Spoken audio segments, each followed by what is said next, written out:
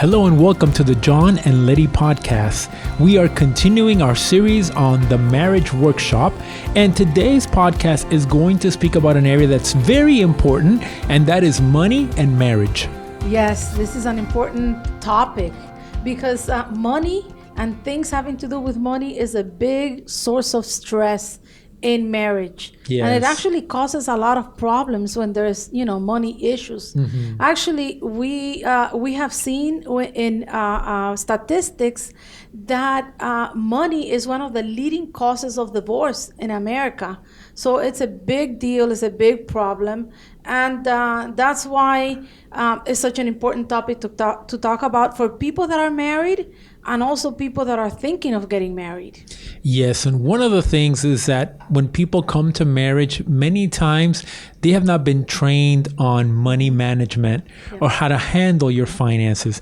And the fact that there's two people now actually complicates things, particularly if neither one of them knows how to manage finances. And again, what can it do? It can cause great problems, stress, debt, creditors, the inability of buying things that you want to buy. So all of these things really influence what happens when we don't know how to handle money and what happens in our marriage if we can't work it right.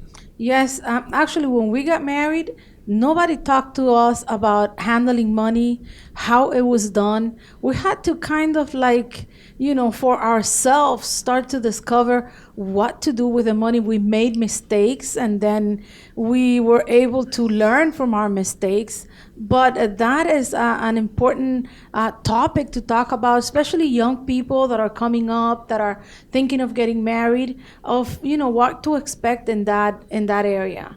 Yes, and one of the things was basically get some good books that teach sound financial principles. Yeah. And of course, there's a lot of information online, although with information online, you always have to be careful as to what you read or what you choose, because there's always a new fad. Yeah. And a fad is usually a very dangerous thing. It's something that maybe peaks for a moment, but after that, it goes down. So you just have to be careful how you do things. Yeah, and there are many reasons why money is such a topic of, problem or, a cause of problem in the marriage. So let's talk about some of them. For example, irresponsibility. When people come to marriage and maybe there's a lot of immaturity there also. Yes. Because especially, younger people like we were, immature in this area. And some people get married and they think or they believe that they can continue to live like when they were single. In the case of money and spending money, when you come to marriage, you are entering into a covenant with another person. Now everything that you do affects the other person, and then when children come along, it affects not only yourself but your spouse, your children, the household, and everybody else. So a lot of the irresponsibility has to do with immaturity. Yes, and then another one is unwise decisions.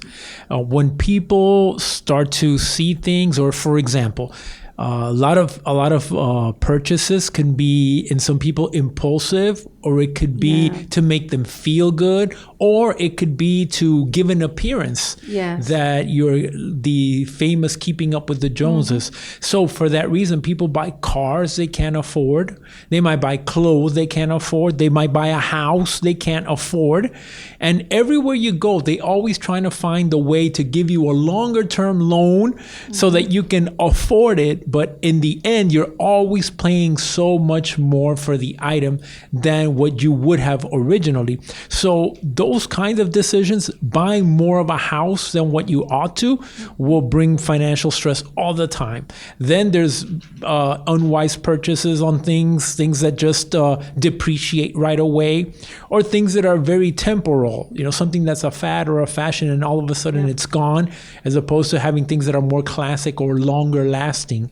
So these things can help or cause problems in a marriage.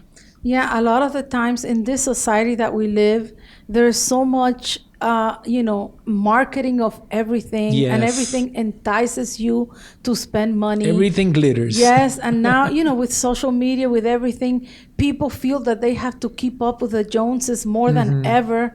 And if you're not wise, you could get into that trap and, get into debt and, have financial problems in your family because of falling into that trap. Yes. And there's also another thing, which is in marriages, some people are different in the way they handle money. There are people that are good at saving money and they almost never spend money. And I'm sure that, people that are listening to this obviously know people like that. But then you have the other extreme, which is people that are always spending. And so they're just like one paycheck away from being on the street and they spend everything that they make. And when you have two people marry, you can fall into problems, particularly if you have two people that are spenders. Yeah. In that case, both of them are going on their own way and spending money, too much money. The thing is that they laugh all the way into bankruptcy because they're enjoying spending the money. But another case that could cause friction is if you have one that's a spender and the other one that's a saver. Yes, and that is a cause of friction because if you are not of one mind, you have to be, the two spouses have to be in one mind of how they're going to handle finances. And when one has I'm a little bit lost. When one of them tends to be a big spender, or a lot of people when they spend, they have that good feeling at that moment, and they don't think of what comes at the end of the month, which is the bills. So that causes a lot of friction, and there are a lot of marriages right now. We talk to a lot of people that are having problems because of that. Yes, so fighting because of fighting that. And arguments, and because of the finances. And but there are things that could be done. There are things that could be done, and one of the things is, if you really want to work on this problem, then together you should revise your finances. Yes. And when you do that together, you can find the source of what is causing the lack or the not having enough. When you do it together. So finding the source, first of all, reviewing together, because that way everybody is aware of the condition or the state of the finances. And everybody is aware of where things need to go. Usually the person that does the bills and that Is pays very and aware. writes the checks or do the payment, they're very aware of what's happening. But if the other person tends to be a spender, then the other, you're oblivious of what's going on. And so that's why it's good and it's important to do it together. Yes. And we have to come to what is one of the sources of the problems, and that is usually spending more than what comes in. Yes. And a lot of times people then start to use their credit card as a way to kind of make ends meet. But all that does is it digs you deeper into a hole. Because if you're already not making enough to cover your expenses, then credit is just another way to get into even more problem. So you have to check how much is coming in versus how much is going out. And you have to make adjustment so that either the income increases or that what comes out decreases. Yes, so then it's time to make a plan. So once you know what is causing the problem, it's time to make a plan together and both committed to that same plan. And when a plan is made, and we have done this in the past, Yes. that we have made a plan with a goal in mind. Yes. And when we do this, there are some things that have to be sacrificed. There are some changes that need to be made because since we found the source of the problem, it has to be corrected. Yes. And it's not an easy thing.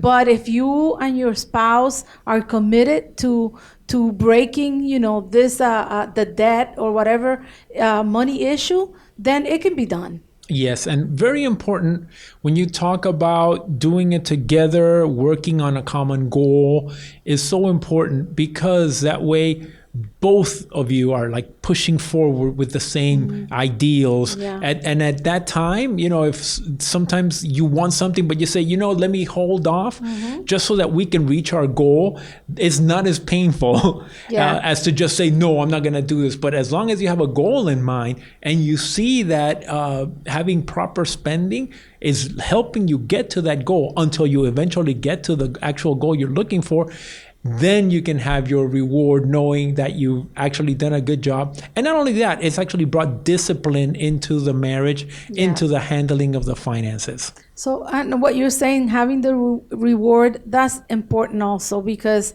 when you're working hard and if you're working and you have a plan and you have a budget, sometimes it's good to have a reward. And it could be a small reward, something, within your means. So you're not going to go and reward yourself to like an expensive luxury vacation maybe, but you can have a small reward as a family, as a couple, something that can work within your means.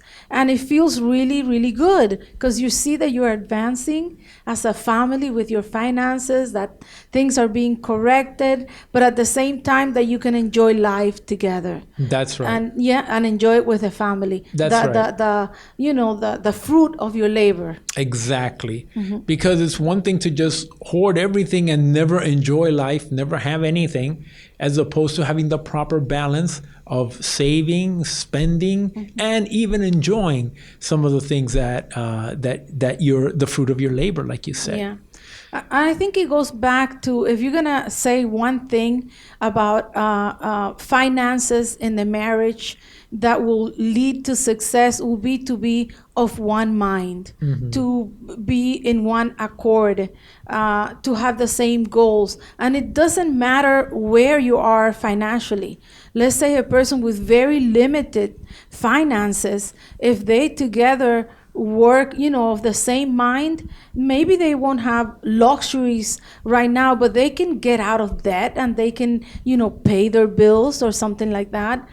So the most important thing as a husband and wife, when it comes to the finances, is to be of the same mind. Yes. So this leads us to a number of questions that people ask when it comes to money in marriage. And there are all kinds of questions. And I like the questions. Let's get to the questions. Okay. You want to start? No, you start. Okay. So the first question is, who should pay the bills every month? I'll answer that one. Okay. So this is something that we practice and we believe. And the person that is the best are doing that should be doing it. So whoever is better with finances, with math, whoever is more organized. Yes, whoever has more discipline should do that. And it doesn't matter if it's the husband or the wife.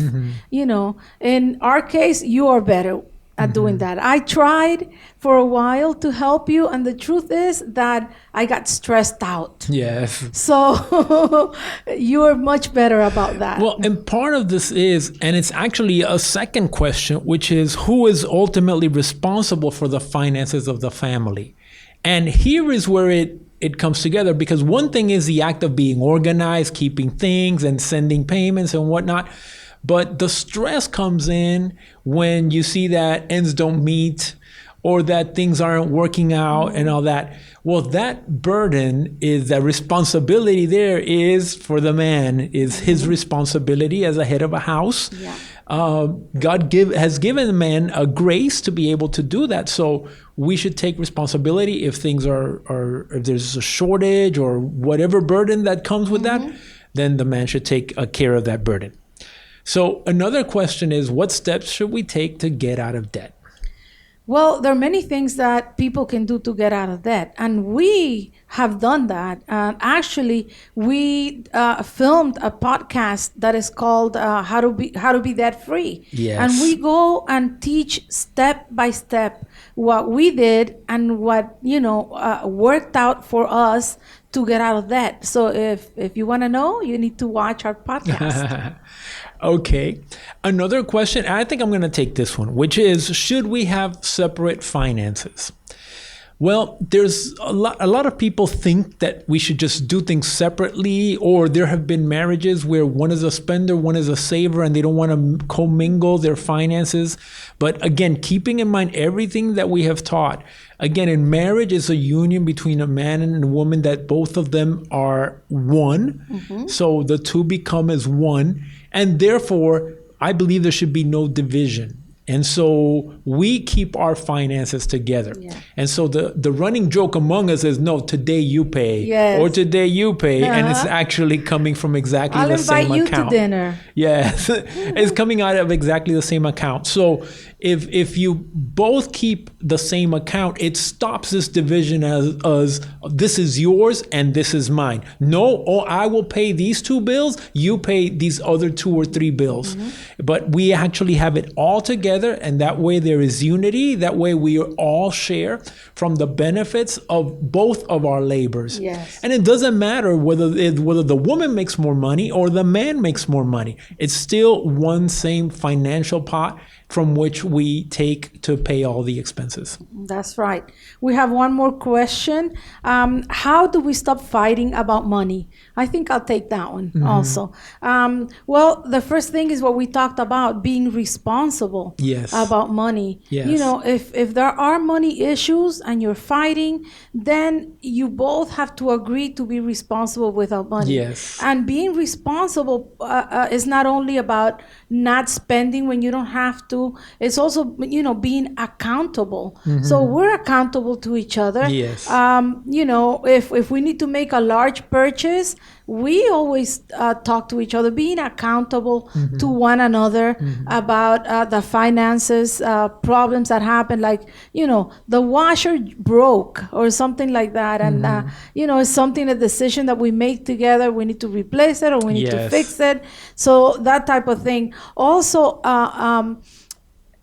follow the plan, whatever plan that you have put together. We were just talking about it, reviewing your finances, finding out what the problem was, sticking to the plan, and reward each other and the family because of the you know, the labor that you have put into it. So it's not just work, pay.